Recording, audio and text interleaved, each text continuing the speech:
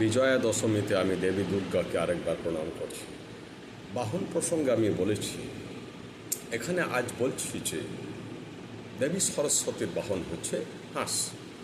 অর্থাৎ আমাদেরকে দেবী সরস্বতীর যে কৃতিত্ব, যে স্বরূপ, সেটাকে বোঝানোর জন্য আমাদের হাতের কাছে একটা পরিচিত জন্তু হাঁসকে দেওয়া হলো।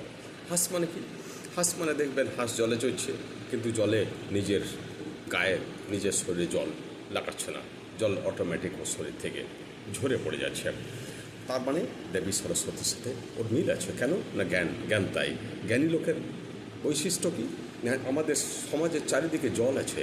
জল মানে যেগুলো ভুলভাল ধারণা, অন্ধবিশ্বাস, কুসংস্কার, সাহিত্যের জায়গায় অসাহিত্য, ডগমা, নানান ধরনের মানে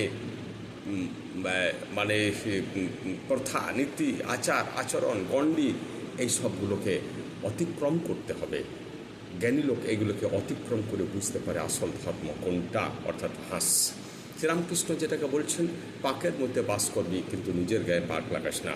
অর্থাৎ পাঁকাল মাছ দেখবেন, পাঁকাল মাছ পাকেই বাস করে, পাকেই খায়, কিন্তু নিজের গায়ে পাক লাগায় না। জ্ঞান, সরস্বতী মানে জ্ঞানের বৈশিষ্ট্য হচ্ছে চারিদিকে অজ্ঞান আছে। অর্থাৎ সমাজ ছেড়ে আপনি কোথায় যাবেন, কিন্তু সমাজের মধ্যে আপনাকে সার বস্তুটা বাছাই করে নিতে হবে। সার মানে সরস্বতী। নমস্কার।